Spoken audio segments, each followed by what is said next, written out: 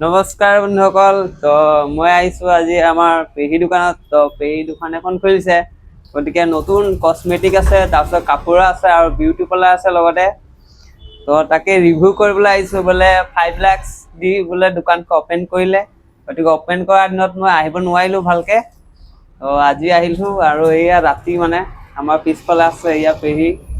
তো মই বস্তুখিনি দেখুৱাম বাৰু আপোনাক। প্ৰথম সুধি ল'ম কিমান দাম লৈছে, কিমান দাম বস্তুবিলাক বা কি আছে, এইবোৰ সুধিবলৈ কাৰণে আহিছোঁ।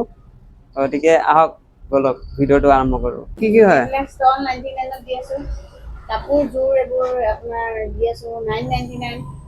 কি হয় এইটো ষ্টল নেকি? এইবোৰ ষ্টল 99 দি আছো এইবিলাক। এইবোৰ 99।